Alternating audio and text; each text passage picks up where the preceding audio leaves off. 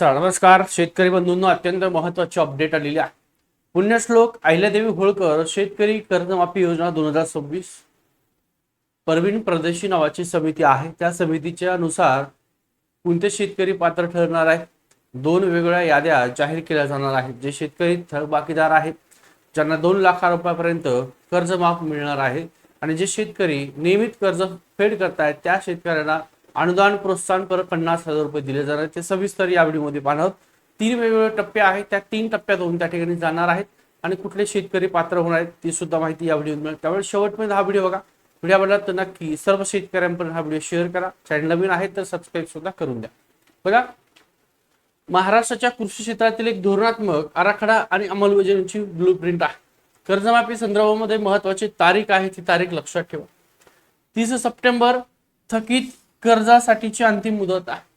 ज्या शेतकऱ्यांचं 30 सप्टेंबर पर्यंत जे काही थकीत कर्ज होतं त्याच शेतकऱ्यांना काय मिळणार आहे, 2 लाख रुपयापर्यंत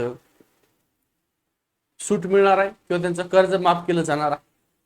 टोटल जर पाहिलं असेल तर 35,000 कोटी रुपयांचा राज्याच्या तिजोरीवर हा अंदाजित भार पडणार आहे. 2 लाख रुपयापर्यंत कर्जमाफीची कमाल मर्यादा दिलेली आहे आणि तारीखची डेडलाईन दिलेली आहे 30 सप्टेंबर थकीत कर्जासाठीची अंतिम मुदत आहे. आता योजनेचा लाभार्थी आणि कुणाला त्या ठिकाणी लाभ मिळणार आहे, तर 2 महत्त्वाचे पहा. एक आहे थकीत कर्जदार. 30 सप्टेंबर पर्यंत जे काही कर्ज असतील थकीत असलेले जे कुठले शेतकरी आहेत त्या शेतकऱ्यांना पूर्ण कर्जमाफी. पण पूर्ण म्हणजे किती? एखाद्या शेतकऱ्याकडे जर 4 लाख असेल, 3 लाख असेल, 3.5 लाख असेल, 2.5 लाख असेल तर 2 लाख रुपये त्यातलं कर्ज हे माफ होणार आहे. संपूर्ण कर्जमाफी 2 लाख रुपयापर्यंत थकीत कृषी कर्ज पूर्णपणे माफ करण्यात येणार आहे. त्याच्यापेक्षा वरचं असेल ते तुम्हाला भरावं लागणार आहे. नियमित कर्जफेड करणारे शेतकरी अन्याय होऊ नये म्हणून बँकेच्या नियमानुसार कर्जाची नियमित परतफेड करणारे जे कुठले शेतकरी असणार आहेत त्यांना प्रोत्साहनपर अनुदान दिलं जाणार आहे. उत्कृष्ट पत इतिहासाचा सन्मान म्हणून 50,000 रुपयाचं थेट त्या शेतकऱ्यांना अनुदान दिलं जाणार आहे. आता एकंदरीत पाहिलं असेल तर 3 टप्पे आहेत. त्या 3 टप्प्यामध्ये शेतकरी कर्जमाफी केली जाणार आहे. धोरणात्मक शिल्पकार प्रवीण परदेशी नावाची समिती आहे. या समितीचा अहवाल हा दिला जाणार आहे. शेतकऱ्यांना कर्जाच्या ओझ्यातून कायमचं बाहेर काढणं यासाठी बघा, शेतकरी वारंवार कर्ज घेत आहेत आणि तुम्ही पाहिलं असेल महाराष्ट्रामध्ये अनेक शेतकरी आहेत, खूप हजारो शेतकऱ्यांच्या आत्महत्या आजपर्यंत झालेल्या आहेत. त्याच्यावरती उपाययोजना कायमस्वरूपी करण्यासाठी आणि शेतकऱ्यांना कर्जाच्या ओझ्यातून कायमच बाहेर काढण्यासाठी ही समिती नेमली होती, प्रवीण परदेशी समिती. त्या समितीने 2 निर्णय दिलेले आहेत. एक अल्पकालीन निर्णय आहे आणि एक दीर्घकालीन निर्णय आहे. प्रवीण परदेशी यांच्या अध्यक्षतेखाली विशेष समिती एप्रिल अखेरपर्यंत अहवाल मुख्यमंत्र्यांकडे सादर, ज्यामुळे निर्णय प्रक्रियेला गती मिळाली आहे. केवळ तात्पुरता दिलासा न देता शेती क्षेत्राच्या समस्यावर मुळापासून उपाय शोधण्याची जबाबदारी असणं गरजेचं आहे. आता 2 महत्त्वाचे जर पाहिलं असेल तर या साईडला तुम्हाला दीर्घकालीन उपाययोजना दिसते आणि या साईडला अल्पकालीन. तर अल्पकालीन म्हणजे सध्या आता या घडीला शेतकऱ्याला काय गरजेचं आहे त्याला अल्पकालीन म्हणतात. तर अल्पकालीन उपाय सध्याच्याला आर्थिक संकट आहे कुठलं, तर बँका शेतकऱ्यांना कर्ज देत नाही. का बरं देत नाही? कारण मागचंच कर्ज थकीत आहे. मग त्याच्यावर सध्याच्याला अल्पकालीन उपाय काय आहे, तर तत्काळ कर्जमाफी देऊन शेतकऱ्यांचा आर्थिक ताण कमी करणे या समितीचा.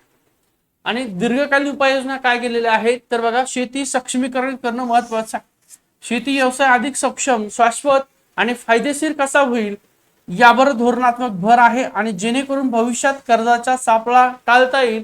शेतकऱ्याचं उत्पन्न वाढलं पाहिजे. नुसतं उत्पन्न वाढून चालणार नाही, तर शेतकऱ्यांनी जे काही उत्पन्न काढलंय त्या उत्पन्नाला बाजारपेठेमध्ये भाव मिळाला पाहिजे आणि त्या मिळालेल्या भावातून शेतकऱ्याकडे जे कुठले पैसे येतील त्यातून ज्या बँकेचं शेतकऱ्याने कर्ज काढलेलं आहे ते शेतकरी कर्ज फेडेल आणि परत नवीन शेतकऱ्याला लागेल तर बँकेकडून कर्ज घेईल. त्यासाठी ही दीर्घकालीन उपाययोजना केलेली आहे. कुठली समिती आहे, तर प्रवीण परदेशी समिती आहे. आता या ठिकाणी जर पाहिलं असेल तर धोरणात्मक नियंत्रण केलं जाणार आहे.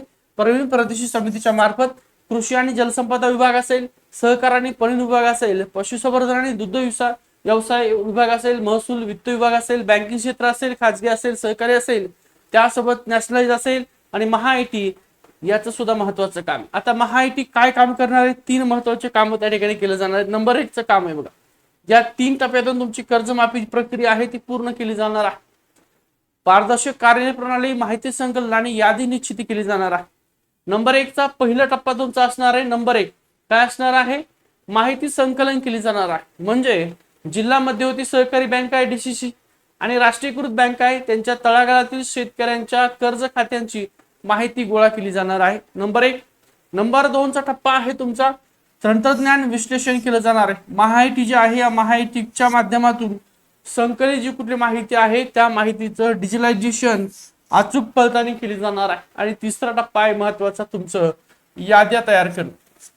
2 याद्या तयार केल्या जाणार आहेत.